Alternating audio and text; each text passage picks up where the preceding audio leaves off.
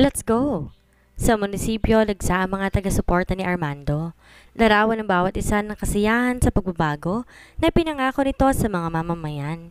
Nakatayo siya sa stage kasamang buong partido nito at masaya siya na pinapanood ang panunumpa nito.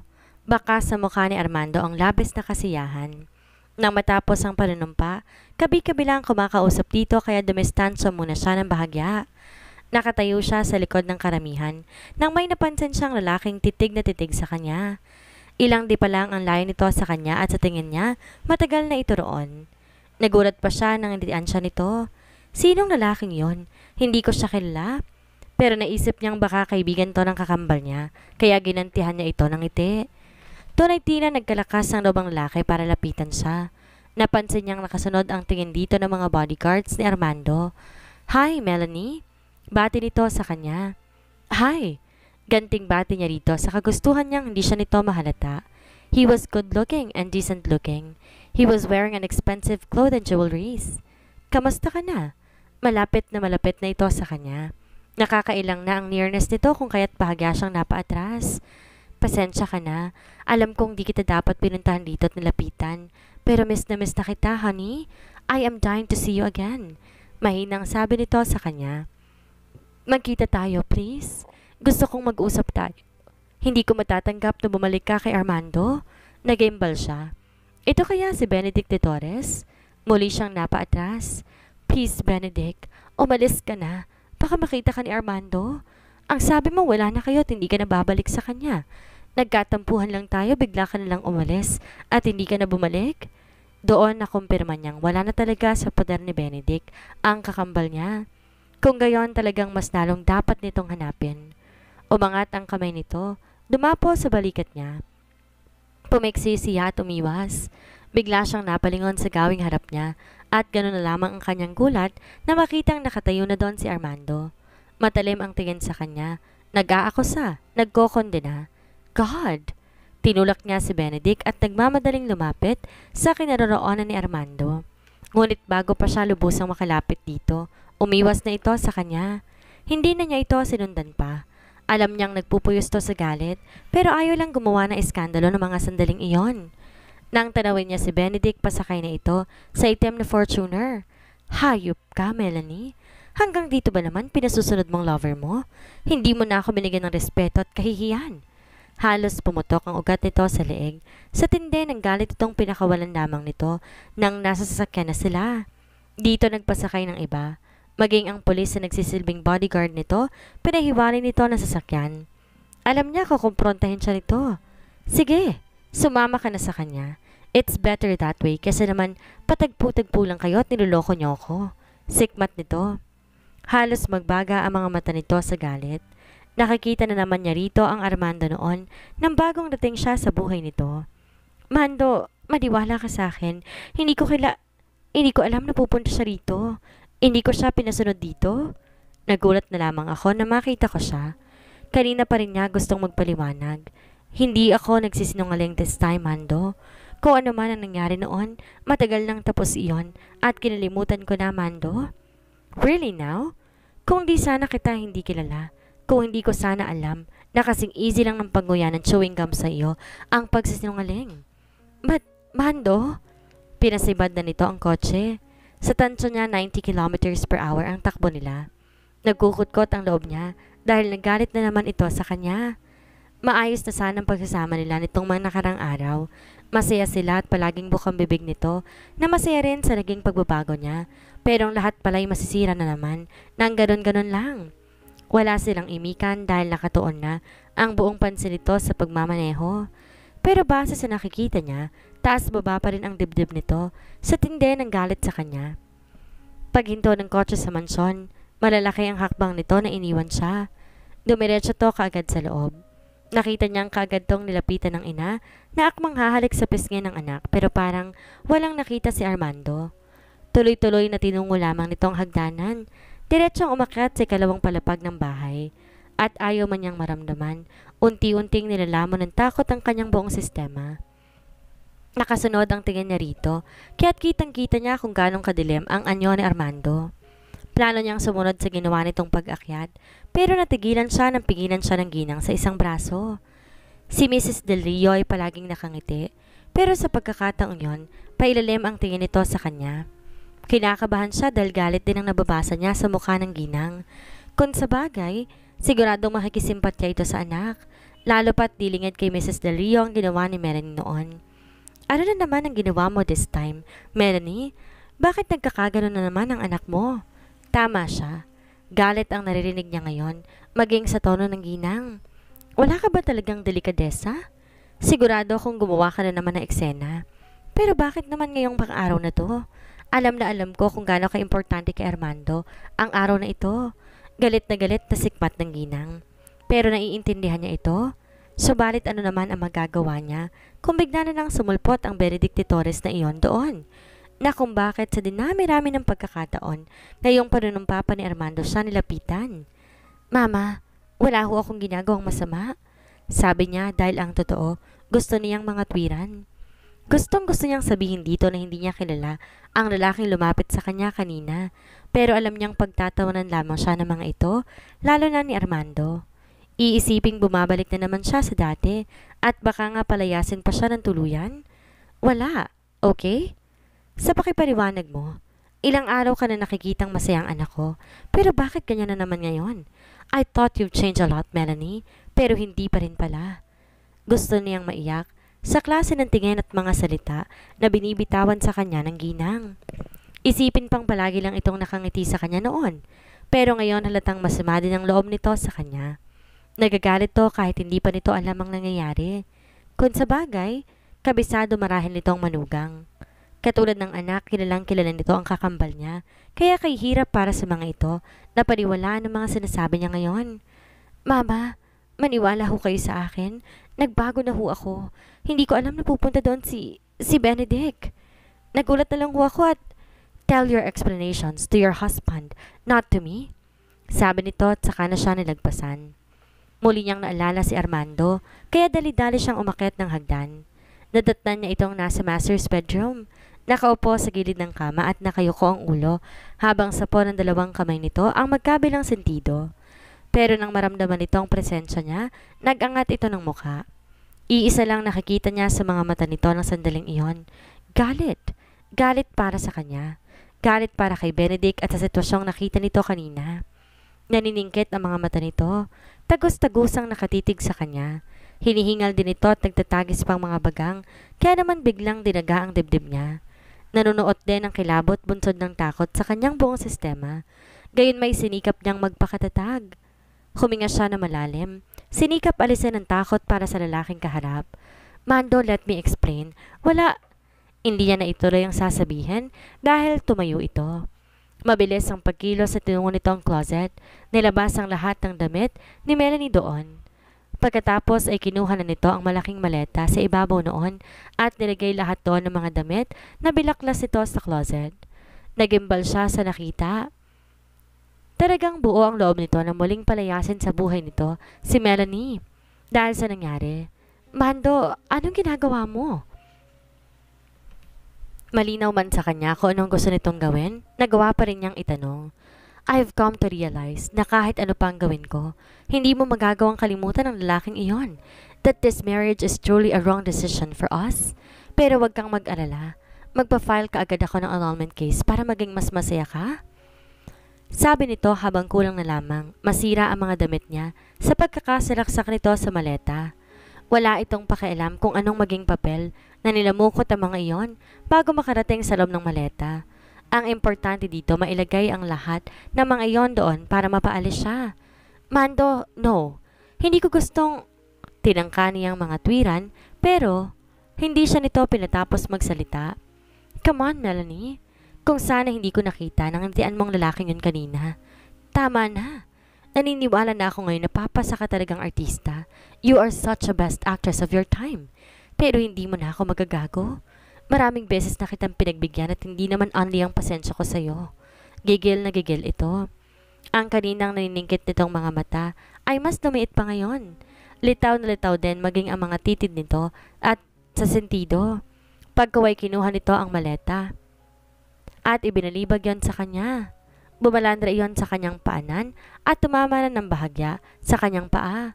Wala siya nagawa kundi ang tumulo ang kanyang luha. Hindi na siya si Melanie, pero sobrang sakit para sa kanya na makitang ganito katindi ang galit ni Armando. Nakakatawa man pero pakiramdam niya, siya ang totoong asawa nito na nagdulot dito na sobrang sakit. Totoong sakit ang kanyang nararamdaman ng mga sandaling iyon. Maging siya ay nasasaktan din dahil sa nakikita niya na kamiserablehan sa mukha ni Armando. Wala siyang nagawa kundi kuhanin ang maletang binilibag nito sa harap niya, habang hilam sa luha ang mga mata. Sigurado nga ito na ito na ang panahon para mawala siya sa buhay ni Armando. Ngayon hindi niya na kailangan umisip pa ng dahilan para maalis siya sa buhay nito. Ito na ang kusang nagbigay ng kanyang kalayaan. Dapat masaya siya, pero hindi ganoon ang kanyang nadarama kung hindi kahungkagan. Dahan-dahan, lumabas siya ng silid at matapos tong titigan ng matagal. Pero nang malapit na siya sa pinto, nilingon niya itong muli. Nakatingin to sa kanya, pero nang tingnan niya, binawi kaagad nito ang mga mata. Tinoon malayo sa kanya. "Goodbye, Armando." Yon ang huling salita na ibinigay niya rito bago na tuluyang lumabas. Gusto pa nga sana niya na magstay at magpaliwanag ulit dito, pero hindi na niya kaya. Naninikip na ang kanyang dibdib at baka tuloy na siyang mag-collapse kung hindi pa niya aalis. Bumaba siya ng hagdanan. Sa salay naroon ang mag-asawang Del Rio at nakamata sa kanya. Ang galit na nasa mga mata ng ina nito kanina wala na ngayon. Awa para sa kanyang nakikita niya roon ngayon. "What happened, Melanie?" Anang ama nito. Walang reaksyong mababaka sa mata nito, hindi kagaya ng saginang. Kibit balikat ang naging sagot niya, habang panay pa rin ang turo ng kanyang mga luha. "Hindi mo naman masisisi ang asawa mo. Saksi ako kung paano kanyang binigyan ng chance kahit nung una pa lang, ayaw na niya talaga. Sana man lang naisip mo yon. Hindi ka na sana gumawa pa ng paraan para masira kayo ulit. Dahil this time hindi ko na alam kung kaya ko pang kumbinsin ng anak ko na bigyan ka pa ulit ng pagkakataon." Ani Mrs. Del Rio. Tipid niya itong nganitian, tsaka pinahid ang luhang natitira sa mukha niya. "It's over, Mama." Sabi niya magpa-file na siya kaagad ng annulment case. Napansin niyang nagkatinginan ang mga ito. "Aalis na ho ako. Maraming salamat ho sa lahat.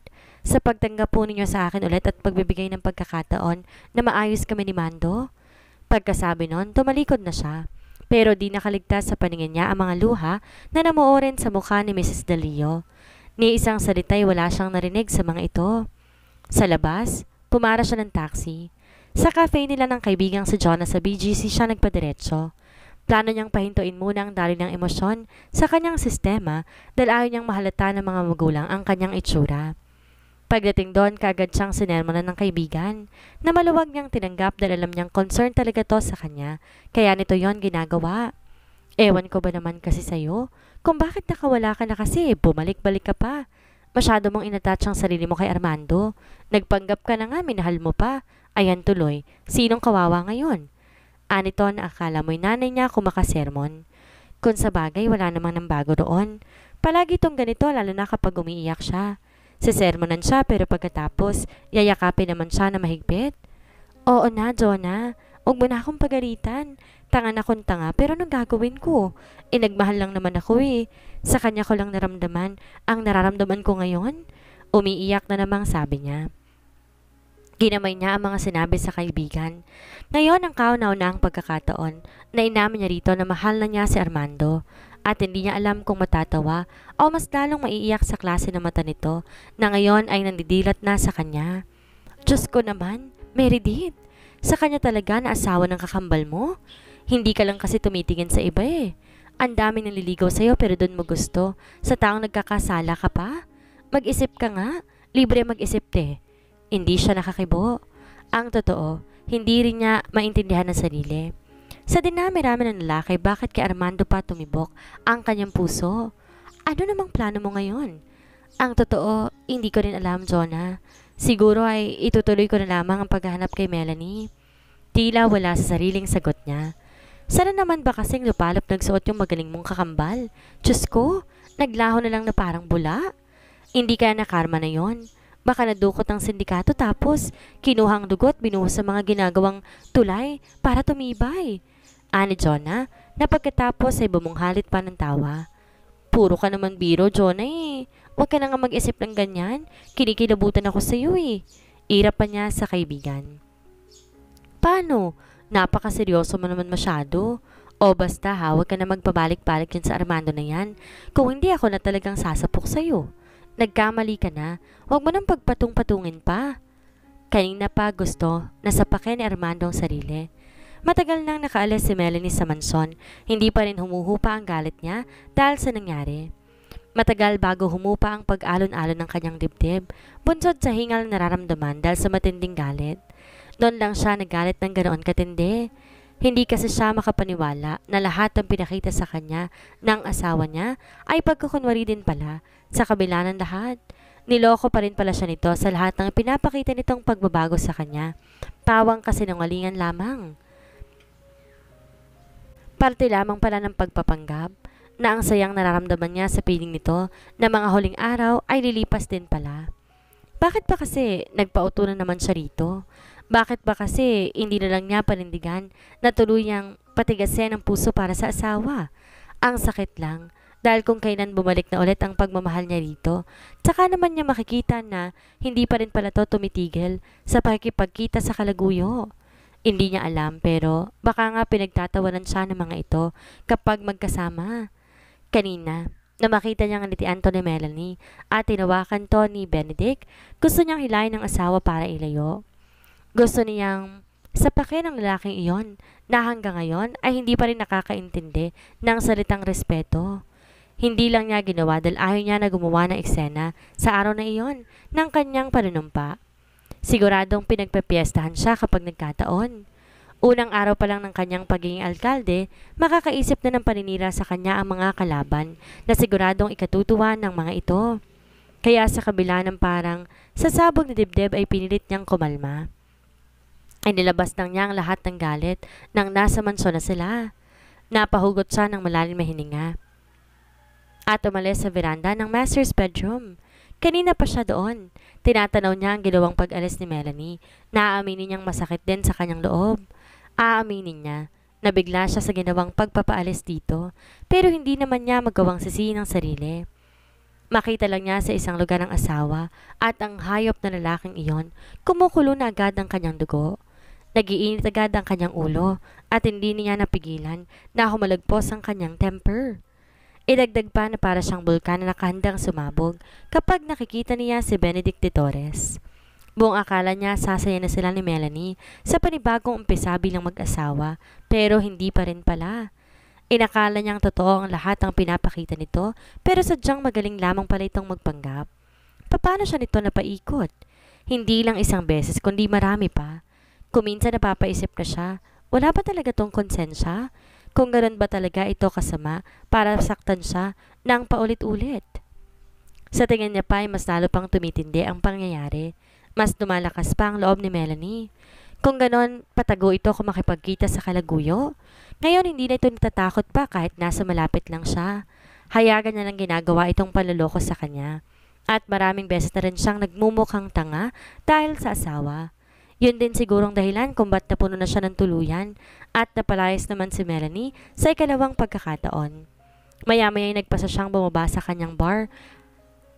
Kaya sa unang palapag siya nagtuloy. Kumuha siya ng baso at nilagyan niya ng yelo. Pagkatapos, sinalina ng mamahaling brandy. Nakakadalawang tungkal na siya noon nang mamalayan niyang tumutulo na pala ang kanyang luha habang prenteng nakaupo sa corner ng kanyang bar. Sa isip, pinipilit niyang alalahanin kung maging masamang asawa ba siya kay Melanie para gaguhin siya nito ng paulit-ulit. Na ganon ba talaga siya, katanga, pagdating sa pagiging buhay may asawa niya? Kung ano kaya ang kulang sa kanya kaya hindi nito magawang makontento sa kanilang relasyon? O kung ano ba ang meron si Benedict na yon para balik-balikan ito? Natatandaan niya, ganito rin siya noon. Araw-araw niyang nilulunod ang sarili sa iba't ibang klase ng alak. Kulang na lang patayin niya ang sarili, pero nakakabangon din naman siya pagkatapos ng pinagdaanan. Dahil sa kakaibang sayang nararamdaman niya kapag kasama nitong mga nahuling araw, o dahil napakasakit para sa kanya, natanggapin na siya ay isang mayor na loko na naman ng asawa. She's not even worth it, iho. kaya hindi ka dapat magkaganyan. Narinig niyang sabi ng kanyang mama sa likuran. Hindi niya ito nilingon. Maya-may nasa harap niya na ito at nakapinta sa mukha ang simpatya para sa kanya. Pinilit niyang ngumiti pero alam niya, naging mapaklala lamang iyon sa paningin ng ina. Higit kanino man kilalang kilala siya nito.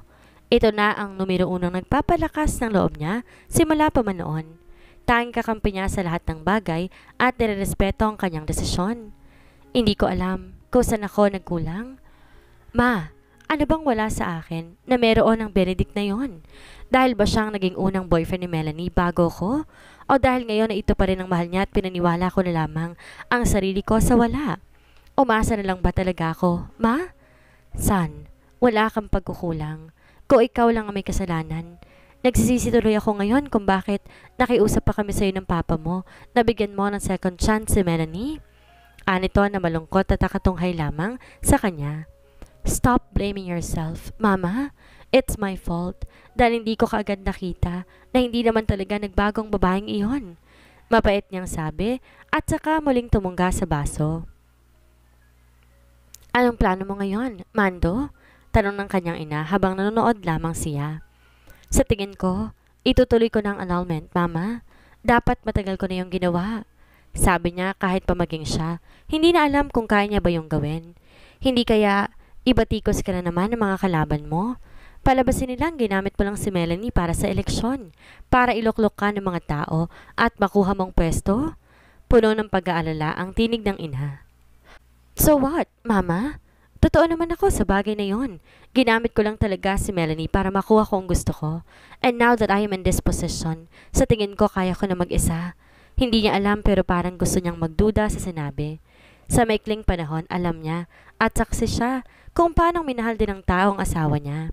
Lalo pa nung nangangampanya pa lamang sila. Kitang-kita niyang kapares niya ay gusto rin ito ang mga taga San Miguel na malaki rin ang tiwala dito ng mga tao. Alam mo sa sarili mo na hindi totoo yan, Mando. Dinadaan mo lang sa galit ang asawa mo, pero alam kong sa kabila ng lahat, mahal mo siya. Nakikita ko yun sa'yo, lalo na nitong mga huling araw ninyo. Natigilan siya sa sinabi ng ina. Di naman niya itatanggi yon. Mahal niya si Melanie, at ngayong pinagtulakan na naman niya itong umalis sa buhay niya. Kakaibang kahungkagan na naman ang lumulukob sa kanyang pagkatao. Bigla na namang dumilim ang kanyang paligid. Parang bigla'y may kulang na naman sa kanyang buhay. Hindi na siya kompleto kumbaga. Hindi siya nakatulog ng gabing iyon. Natokso na siyang tawagan si Melanie, pero di naman niya alam ang sasabihin niya. Alangan namang ito lang nagkasalay siya pang hingin dispensa sa ginawang pagpapaalis dito sa bahay nila. Huli na rin na mapansin niyang iniwanan nito sa kwarto nila ang cellphone na binigay niya rito. Nang sabihin nitong naiwala nito ang sariling telepono, magdamag siyang dilat. Hinahanap-hanap niya ang presensya ng asawa sa apat na sulok ng silid nila. Kung sana pala hindi siya nagpadalos-dalos, pinakinggan muna sana niya ito. Sana hinayaan niya tong magpaliwanag. At sa buong magdamag na yon, may nabuo siyang desisyon. Kinabukasan, maaga siyang gumising. Nagpasya siyang puntahan na si Melanie. Sa sunod na mga araw, magiging busy na siya, kaya baka hindi niya na maharap pa ang personal na buhay. Kagabi, na-realize niya naging padalos-dalos siya sa naging desisyon na baka nga wala naman tong ginawang masama pero hindi niya pinakinggan ang mga paliwanag nito. Ngayon, handa na siyang makinig sa lahat ng sasabihin nito at timbangin sa sarili kung totoo ba ang mga yon. Susubukan niyang pakinggan ng asawa sa isa pang pagkakataon. Naligo siya at gumayak na. Di na siya sumabay sa almusal ng mga magulang. Naisipan niya dumaan sa isang gift shop para bilhan ng flowers at chocolates ang asawa. Peace offering na rin niya, kumbaga. Sigurado matutuwa ito. Sana lang hindi ito nagalit dahil pinagtabuyan niya ito basta-basta. Dinatnan niya sa bahay ang mga magulang nito na halatang mga gulat na gulat nang makita siya. Parang hindi inaasahan ng mga ito na makikita siya roon. Gayon pa may magilaw siyang tinanggap na mga biyanan. Buong lugod siyang pinapasok kahit pa nga ba matagal na buhat nang huli siyang mapunta rito. Ang sabi mo, narito si Melanie nitong nakaraan. Pero alam mo kasi Armando, matagal na naming di nakikita ang anak namin na yon. Matagal na siyang hindi umuwi sa amin bago pa kayo ikasal. Anang biyanan niyang lalaki na naging dahilan ng pagkakapatda niya. Paano nangyari yon? Narito nga sila nung nakaraan. Pero bigla rin ang pagdududa sa isipan niya. Hindi kaya Sinabi lang ni Melanie na maayos na ito at ang mga magulang bilang parte ng pagpapanggap nito. Natsumempo lang ito na wala mga magulang sa bahay kaya nakauwi. Gayunman hindi na siya kumibo. Baka kung sabihin pa niya ang bagay na yon, kung ano pang isipin ng mga to. Pero bakit mo ba siya hinahanap? Nagkagalit ba kayo? Wala ba siya sa bahay ninyo, iho? Tanong naman ng mommy nito na nakakulot pa ang noo. Gayunman hindi kayang itago noon na nag-aalala to para sa anak. Nagkaroon lang po ng konting tampuhan. Naiwan ho kasi niya ang cellphone niya sa bahay, kaya hindi ko ho alam kung paano ko siya makakausap. Naisipan niyang sabihin para hindi siya mag-iwan sa mga ito na matinding alalahanin. Matagal na kaming walang balita sa kanya, iho. Kahit nagkasakit ang mommy niya, hindi namin siya umuwi. Matigas ang puso ni Melanie, iho. Hindi kagaya ng kapatid niya. Ilang beses na kaming lumapit sa kanya. Kahit kami mga magulang niya, kami pa nagpakumbaba pero baliwala. Muli siyang napaisip. Ang sabi ng asawa niya ay ang mga ito ang nagtakwil dito. Pero bakit ngayon ibang pagkakaintindi niya sa sinasabi ng mga ito? Gusto niyang isiping ito ang lumimot sa sariling pinagmulan, na maging ang mga nabitawan nitong salita sa kanya ay kasinungalingan lamang din. Nilisan niya ang bahay ng mga ito na walang malinaw na sagot kung paano't saan niya makikita si Melanie. Mukhang may ginawa na naman ito na siguradong ikakagulat niya sa bandang huli. Ano kaya ang mangyayari ngayong may nalaman si Armando? Lumabas na kaya ang pinakatatagong lihim ni Meredith? Nasaan na kaya si Melanie? Yan ang ating aalamin sa susunod nating kabanata.